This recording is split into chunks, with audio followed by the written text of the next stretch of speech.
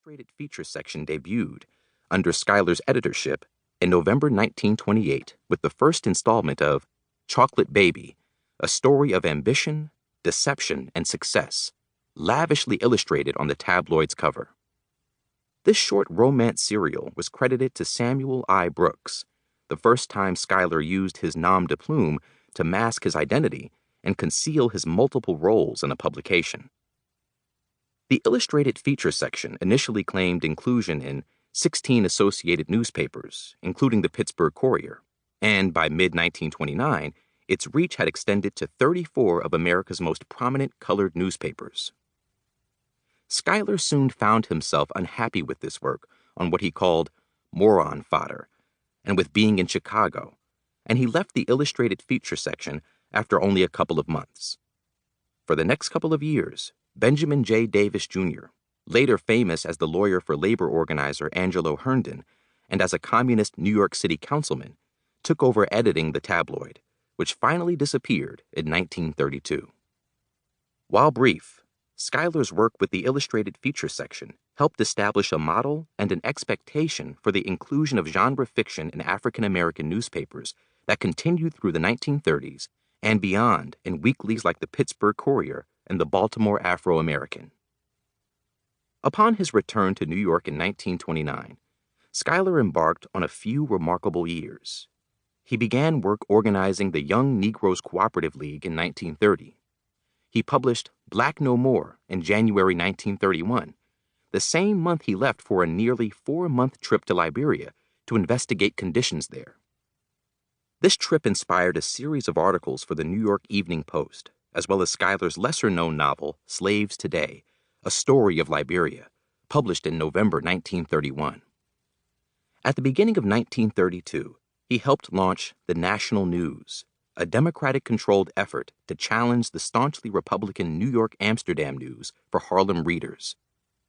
The National News lasted just 17 weeks, but in nearly every issue of it, Schuyler featured genre fiction by other African-American writers, including a compelling short story cycle about dancers in a Harlem nightclub written by Gertrude Schalk, an African-American society columnist who had become a success writing about white characters for romance pulp magazines like Street and Smith's Love Story.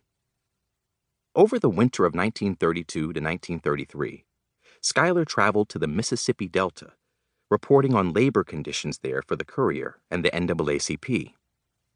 Once he returned from this harrowing trip, he threw himself wholeheartedly into his newspaper work and began writing genre fiction at a prolific pace, supplementing his many other roles as editorial writer, columnist, and lecturer.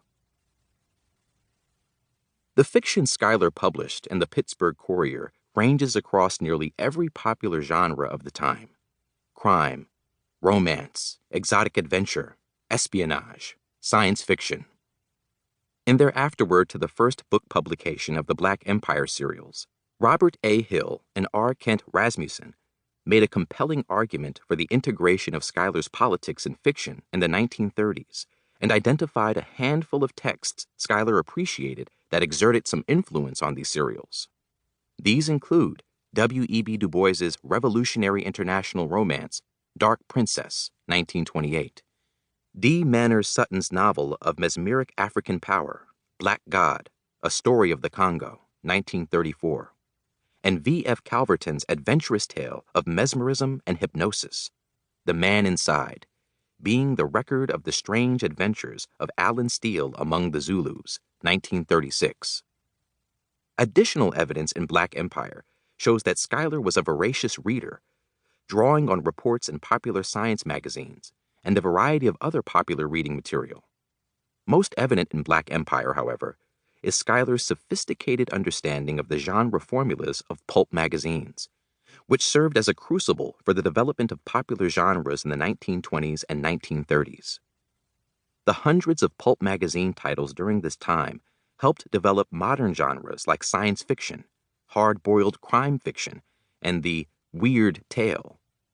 They also offered highly specialized titles for readers who wanted a magazine full of stories solely about newspaper offices, front-page stories, submarines, submarine stories, capitalist investing, Wall Street stories, or romance in the West.